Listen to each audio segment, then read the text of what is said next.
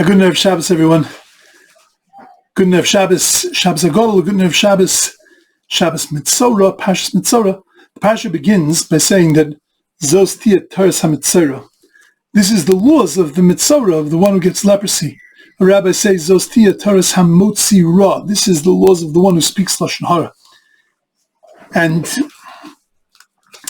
it tells us that leprosy, this kind of leprosy, comes because of speaking Lashon Hara. Lashon Hara was really at the root of every Galus, of every very terrible thing that's ever happened to the Jewish people.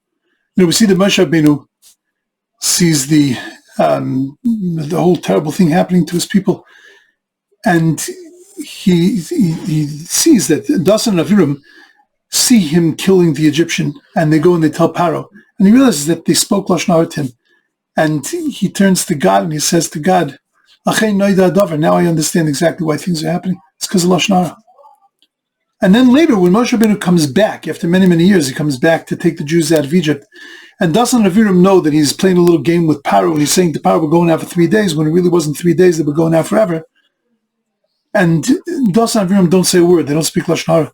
So Moshe Rabbeinu turns to God and he says, Lama Hariosa Lama Zeh, why are you doing bad things to these people? Because they're not speaking Lashon Hara anymore. So the whole thing centered around Lashon Hara. Moshe Rabbeinu said the reason we're in Galus, the reason we're suffering is because of Lashon Hara.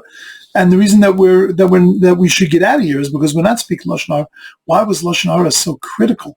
Why was gossiping so critical? That it would cause them to go into Galus, and that it should be the very reason, when they've curbed it, should be the very reason to take them out of Galus.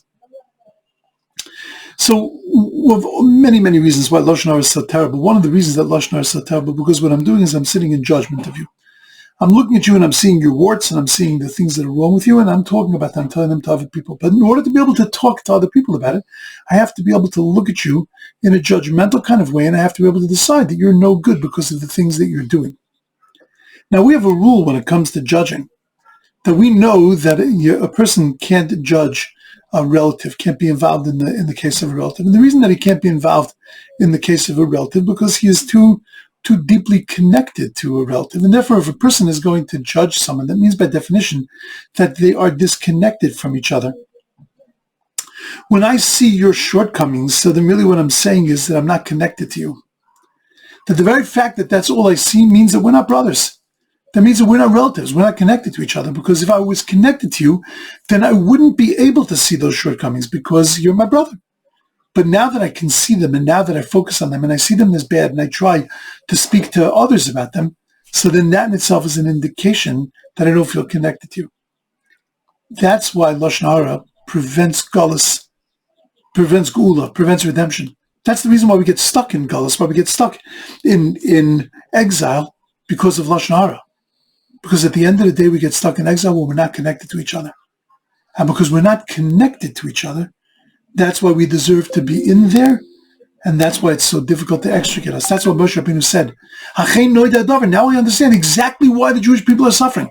They're suffering because they're not connected to each other. But then when he saw that they had that connection, he turns to God and he says, Lama Ariel Samazah, why are you doing bad things to these people? One incredible thing to remember now before Pesach. The whole concept of Magid, when we tell over the Seder, we tell over the middle part of the Haggadah, the main part of the Haggadah, where we tell over the whole story of the Exodus of Egypt. The word Magid means to tell over. The word Magid also means la'aged, to draw together. The whole purpose of it is to draw us together, to make us one. Because when we're one, we're redeemable. When we're one, we don't speak Lashon Hara about each other. When we're one, we care about each other. We do chasadim for each other. We do kindnesses for each other.